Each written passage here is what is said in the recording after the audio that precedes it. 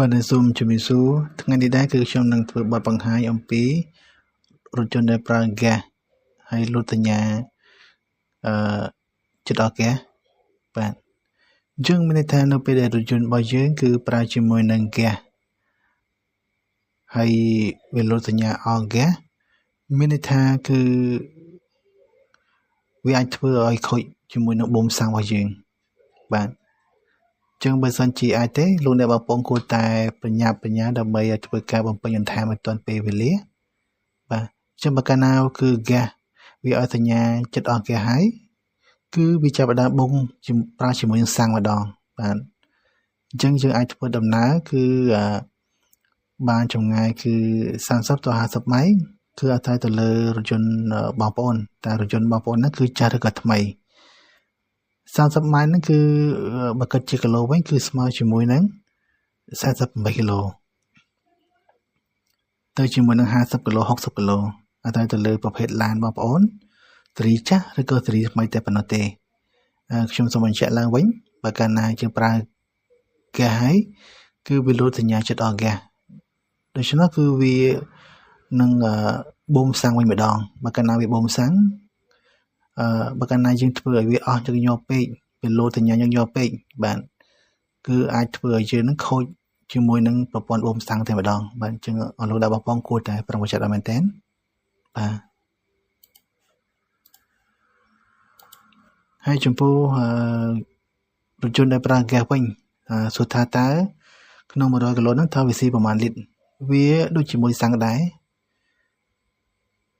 100គីឡូគឺយើងឲ្យប្រើហ្គាសហ្នឹងគឺ5ទៅ10លីត្រក្នុង100គីឡូគឺអាស្រ័យទៅលើប្រភេទឡានបងប្អូនគឺឡានចាស់ហើយនិងឡានថ្មីតែប៉ុណ្ណោះទេបាទបើឡានថ្មីទៅគេអាចប្រើ5លីត្រ6លីត្រក្នុង100គីឡូចំពោះហ្គាសបើឡានចាស់គឺអាច10លីត្រ9លីត្រចឹងទៅអាស្រ័យទៅលើប្រភេទឡានមួយហើយឡានហ្គាសឡានដែលប្រើហ្គាសផងដែរគឺលោកអ្នកទាមទារឲ្យលោកអ្នកបងប្អូនហ្នឹងគឺមានការថែទាំបានញឹកញាប់ពីព្រោះអីគឺបច្ចេកវិទ្យានៅប្រទេសយើងគឺពេលខ្លះគឺនៅមានដែនកំណត់នៅឡើយនៃការយល់ដឹងអញ្ចឹងបើសិនជាកន្លែងដែលគាត់មានជំនាញច្បាស់លាស់មានន័យថាគឺគាត់ដំឡើងដល់គេឲ្យយើងគឺគាត់ធ្វើឲ្យយើងនេះគឺធន់ជាមួយនឹងការបាត់បង់បាទបើសិនជាកន្លែងខ្លះទៀតគឺអាចដំឡើងប្រព័ន្ធហ្គាសជាមួយរថយន្តហ្នឹងគឺមិនច្បាស់លាស់យើងធ្វើឲ្យមានការលេចធ្លាយឬក៏ធ្វើឲ្យប្រព័ន្ធដំណើរការហ្នឹងគឺមិនសូវល្អនៅពេលដែលប្រព័ន្ធដំណើរការមិនសូវល្អហើយវាចែកចាយហ្គាសទៅ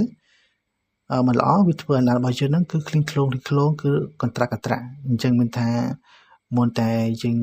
កែរថយន្តរបស់យើងទៅជាហ្គាសសូមពិនិត្យមើលកន្លែងដែលដំឡើងឲ្យយើងហ្នឹងឲ្យបានច្បាស់លាស់តើគាត់មានបទពិសោធន៍ប៉ុណ្ណឹងហើយ